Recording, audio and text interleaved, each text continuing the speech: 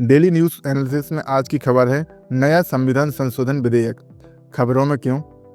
हाल ही में 20 अगस्त 2025 को केंद्रीय गृह मंत्री अमित शाह ने लोकसभा में संविधान का 130वां संविधान संशोधन विधेयक 2025 पेश किया।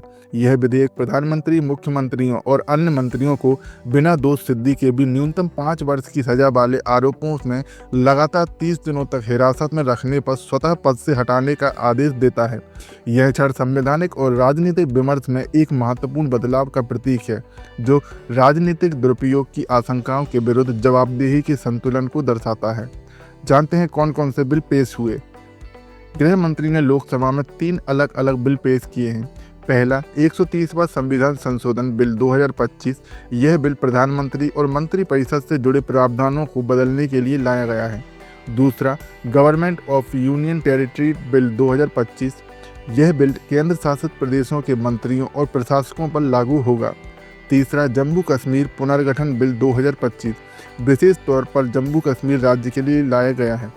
यह तीनों बिल का मकसद एक ही है, किसी भी मंत्री को जेल में रहते हुए शासन करने से रोकना। जानते हैं क्या कहते हैं नए बिल। नए बिलों के अनुसार अगर कोई भी मंत्री ऐसे अपराध में गिरफ्तार होता है जिसमें कम से कम 5 साल की सजा का प्रावधान है और वह 30 दिन से ज़्यादा जेल में रहता है तो 31वें दिन उसका पद अपने आप खत्म हो जाएगा। अगर मंत्री 30 दिन के भीतर जमानत ले लेता है तो वह पद पर बना रह सकता है। जमानत मिलने के बाद मंत्री फिर से पद ग्रहण कर सकता है। सरकार का दावा है कि इससे राजनीति में जवाबदेही और ईमानदारी आएगी और जनता का भरोसा बढ़ेगा। विवाद और विरोध क्यों। जैसे ही बिल पेश हुआ, लोकसभा में जबरदस्त हंगामा मचा। कांग्रेस, समाजवादी पार्टी और AIMIM प्रमुख असदुद्दीन ओवैसी ने इसका कड़ा विरोध किया। विपक्ष का कहना है कि सरकार इन कानूनों के जरिए विपक्षी नेताओं को जेल में डालकर सत्ता से हटाने की कोशिश करेगी। विपक्ष इस संविधान और लोकतांत्रिक मूल्यों पर हमला बता रहा है। भारी हंगामे के बीच अमित शाह ने यह भी ऐलान किया कि बिलों को संयुक्त संसदीय समिति के पास भेजा जाएगा ताकि इस पर विस्तृत चर्चा हो सके। जानते हैं हाल ही में घटित मामले। इन बिलों की पृष्ठभूमि समझने के लिए हाल ही में कुछ मामले अहम हैं।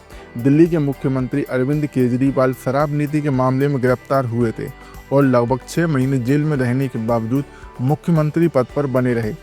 तमिलनाडु के मंत्री बी सेंथिल बालाजी भी 241 दिनों तक जेल में बंद रहे, फिर भी मंत्री पद से नहीं हटे। ऐसे ही कई उदाहरण देखे गए हैं कि नेता जेल में रहकर भी सत्ता और फैसलों पर असर डालते हैं।